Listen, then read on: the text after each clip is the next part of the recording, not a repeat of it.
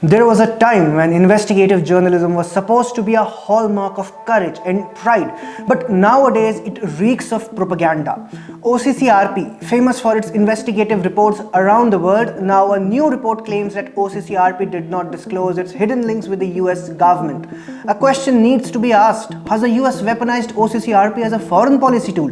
Keep watching this video to know more. A recent report by the media part has claimed that OCCRP hid the extent of its links with the US government. So before we talk more about US government links, let us tell you about OCCRP, or Organized Crime and Corruption Reporting Project. The OCCRP was created in 2007 by Drew Sullivan and Paul Radu. After almost 2 decades, today it has staff working in 6 continents. Furthermore, it collaborates with multiple global outlets such as the New York Times or the Guardian.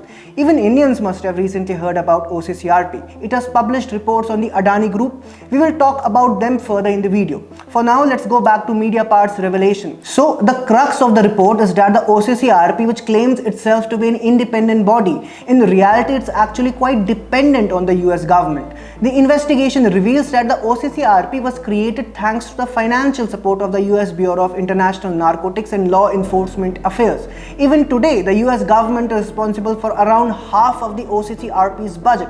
Due to the funding, the US government agencies have a major say on the annual work plan of the OCCRP and a right to veto appointments of key personnel.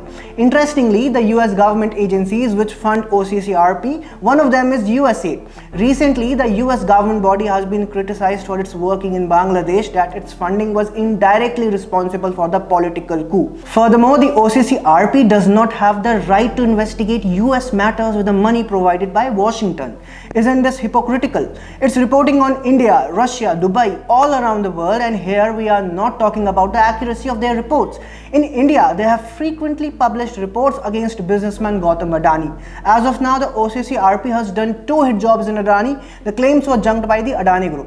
Even the Supreme Court of India had stated that OCCRP's report could not be used to cast doubt on the ongoing probe by SEBI against the Adani group. The ruling party, the BJP, has criticized the OCCRP, highlighting its Soros funding. Coming on to the Soros funding part. In year 2019, Soros's Open Society Foundations gave around an enormous grant of $800,000 to Journalism Development Network, which operates the OCCRP. Furthermore, even organizations like the Ford Foundation and Rockefeller Brothers Foundation have funded OCCRP. A particular mention should be given to the Ford Foundation, which is infamous for funding dubious organizations and individuals. Furthermore, it's also known as a second arm of CIA. So questions will be asked. Why is an investigative journalism group being funded by the US government and deep state assets so keen to carry out hit jobs on Indian entities? Let me end this video with an interesting tidbit. Earlier, we had done a profiler on Ravi Nair, a representative of OCCRP in India and a propagandist of The Wire. Do watch this video by my colleague Shreya Arora. Let me also pose a question to a third party which seems to be involved. Every time OCCRP published a report on Adani, Congress party was the one to platform it on national level, doing press conferences, tweets and demanding JPC probes. So what we want to ask in the end, was Congress working in tandem with OCCRP and the deep state? If you liked our content, do subscribe to our YouTube channel.